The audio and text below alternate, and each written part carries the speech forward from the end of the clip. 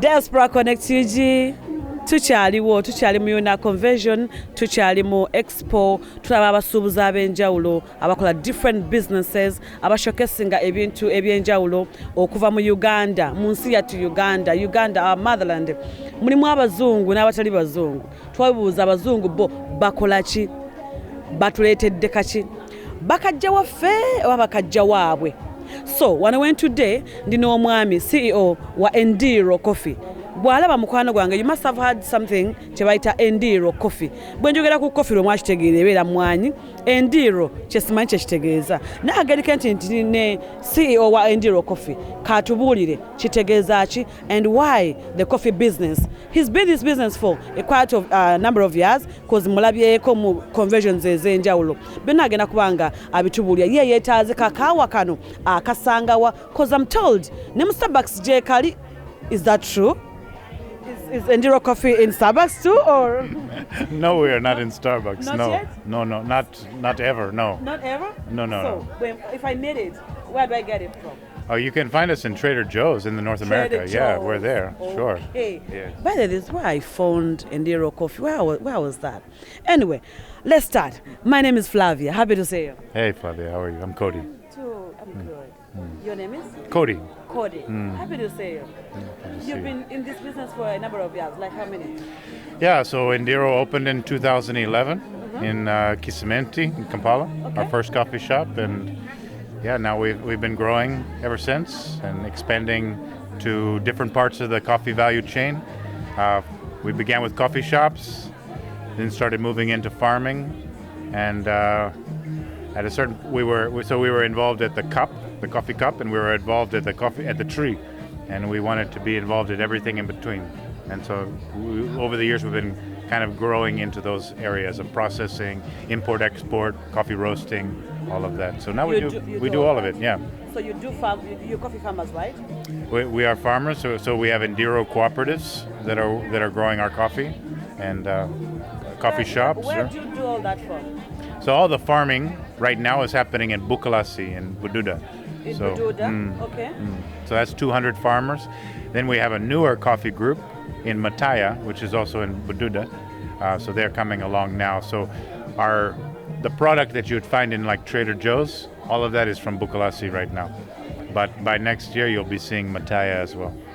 Yeah. So you import this coffee from Uganda to America, right? Yeah, we do a lot of sales in the U.S. We also do a lot in Uganda, East Africa.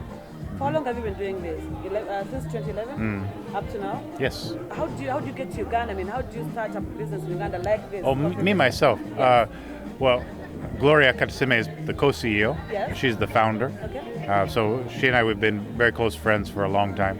And so she used to be in journalism and working a lot with in Nepal. And I used to work with Nepali refugees. And so we connected on those issues. And we thought, we're going to do some work together with Nepalis. But then she moved back to Uganda, and she said she wanted to start a coffee business, and I thought that's a silly idea. because it was silly? Yeah, because she didn't drink coffee, I didn't drink coffee. I thought, okay, well, you do your thing, I'll pray for you, and whatever. You also do your but thing. but yeah, soon enough I was a part of it as well, and one thing leads to another. Here we are. Now the rest is now history. Yeah, the rest is history. You're now doing business. My first time going to Uganda, I thought, I do not want to be that Mzungu that comes to Uganda to save Africa. I do not want to do it. So I just came to sit in the coffee shop and read and relax. But by the end of the trip, Endiro was part of me, and I found myself in the coffee business. How do you come up with this name Endiro? So Endiro is yeah, here we go. I think your viewers know what an Endiro is. So Endiro is the basket from Western Uganda, where you eat kalo. Yes. Do you like kalo? You don't like kalo? I like it. Okay. They've told you even kalo. I love kalo. You So, eat it. here's another secret. Eh. Not only did we start a coffee company, and Gloria and myself, we didn't drink coffee. That's one secret. The other secret is, she is from Bushini, but she doesn't like kalo. Really? But I like kalo. You like kalo. So do you take coffee now? Yeah, of course. Now, at a certain point we realized one of us needs to learn how to. So now we both take coffee. But So now you both take it, but before you didn't know. no. Okay, so you kept because of that basket. That's how you came up with the name. So we like the picture because when you eat kalo, not everyone gets their own basket, but the family shares from one basket, right? So everyone takes from the same basket. We like that metaphor of coming together and sharing together. So we want Endiro, whether it's the coffee shop or the farm or the roastery, whatever it is, we want Endiro to be a place to come together. That's why even the way the booth here at Unaa is set up, we created spaces for people to come together, to meet together. We don't want them to just come and buy coffee. We want them to find a space where they can share ideas and dreams and whatever. Wait a minute. Oba Endiro kitegeeza eddiro mu Luganda. Anti mu Luganda is eddiro because they come together and stuff like that. Yes, so Endiro, that's true. Eddiro. That's the second meaning, yeah. Okay, that's now true. I get it. Why coffee business? Did you see a gap in the coffee market in Uganda, or?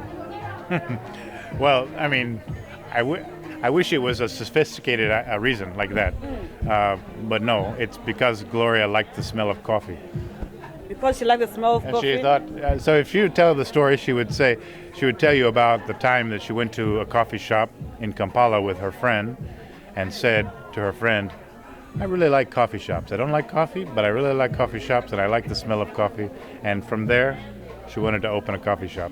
And over time, thanks God, we realized that there was a great opportunity in coffee. I made a promise to myself in 2010 that for the rest of my life, I would only do the most important thing I could think of as a career. And so being in this business, I'm in this business because this is how I believe I can make the biggest impact on people's lives, So, I mean, I'm not in it to get rich. I don't mind making money, but it's what the impact we're able to have on the lives of farmers, but also people we hire in our coffee shops, even the people that I have with me at the booth. These are young ladies that were just working in our coffee shop 2 weeks ago, and now they've just been promoted into new positions. And they were telling me last night, like, you didn't look at my resume, you didn't see you looked to see if I was a college whatever.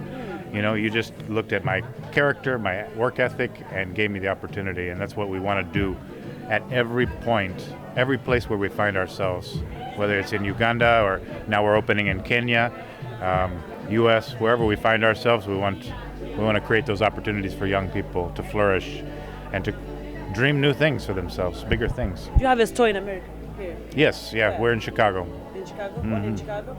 That's our only retail outlet right now. In the U.S., our focus is wholesale. It's wholesale. Okay. So we sell to Trader Joe's.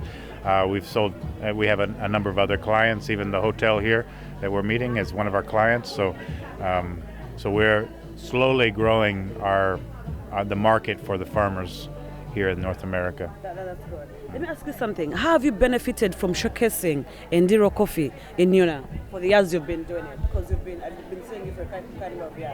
Yeah, Una's for us is a very collaborative thing. It's about the connections we make. I mean, yeah, we'll set up and we'll sell a little bit of product and things like that, and that's good. But the connections are priceless.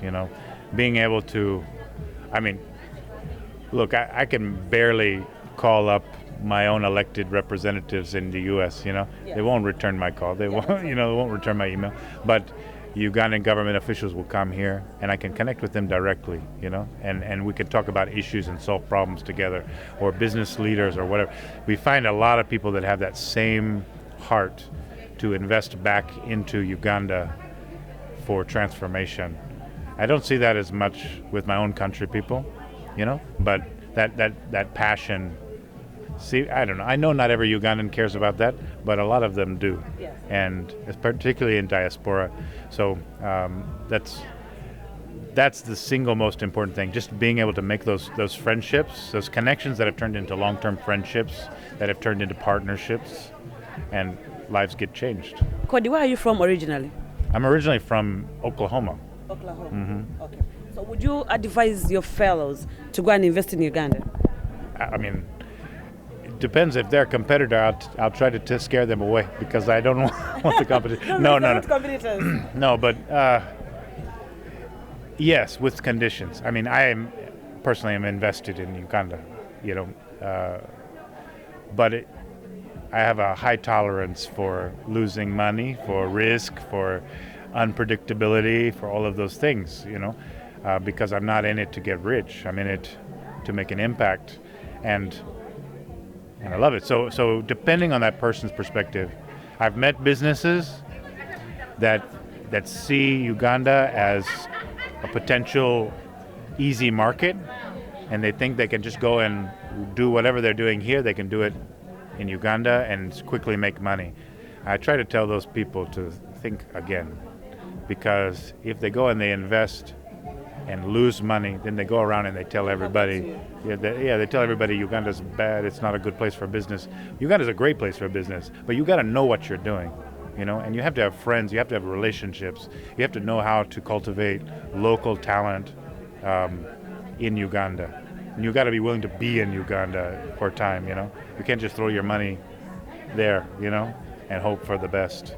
So, but that's like everything. There are probably very few get-rich-quick schemes that work, And Uganda is not a get-rich-quick scheme. Uganda is a country with a tremendous value, and the people are its most important resource. So if you want to invest in Uganda, you invest in people, right? I think that's what's most important. That's what we've been doing, and hey, we're still here. We may not be wealthy, but we still exist. You've just said, have you tested different coffee from different countries? Of course, yeah. How good is our coffee as compared to the rest? Okay, so here's the thing. The industry, the coffee industry globally, has come to believe that Ugandan coffee is not good. What? That is the belief across the world about Ugandan coffee. It is believed that is filler coffee. You roast it dark and you blend it with Colombian, Brazil, whatever.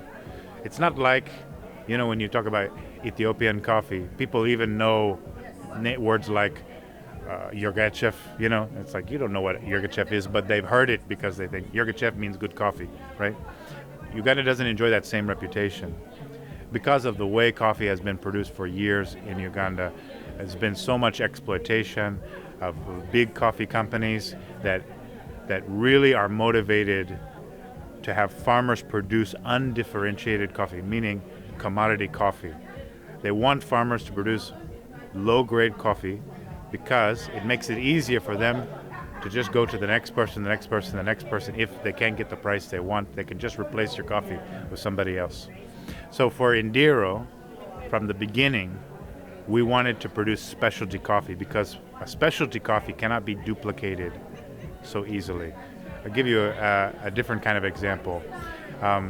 If I'm hanging out at home and I'm feeling lazy and I want a Coke, I will just yell, "Child." I'll yell to any child in my house because I don't care which child gets me a Coke, right? Doesn't matter. That's undifferentiated, okay?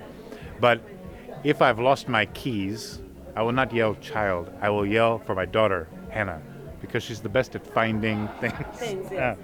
That's differentiated, where I recognize she has a skill that my sons do not have. Yeah?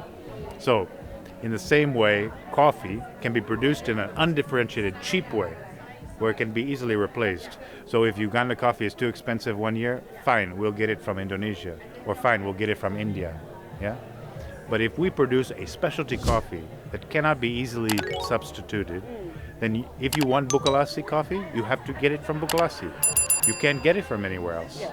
So that's what we've been doing. And by doing that, we're able to sell our coffee at a premium at the cup or at the coffee bag, the retail store. And we're able to give our coffee farmers a premium, right? And their wealth has been increasing. So not only are they producing more coffee per farmer, over the past year they have gone from producing about 7 tons of coffee as a group to producing, this year they'll produce 200 tons. Same 200 farmers. That is a tremendous amount of wealth increase, value addition to the farm. But also they get more per kilo because the quality has been improving as well. So now when we first came and we found them selling coffee for 2,000 or 3,000 shillings a kilo. We came and immediately offered them 8,000. Now we're able to pay 10,000, 12,000. So these farmers are seeing so much more wealth coming into their community, and it's changing everything. Thank you so much. Yeah. Thank you so much. Thank you. Hope to see you next year. Yes, you'll see us, of course. In Dallas, I think, right? In Dallas. Yes, I'll be there. See you in Dallas. Diaspora Connect Jimmy Kwana abatulaba mwe musimo kubeera abamanyi. Tusiima nnyo tusiimya ddala. Nkyabanoonyeza abantu abalala bangi mubeere bulungi for now mweraba.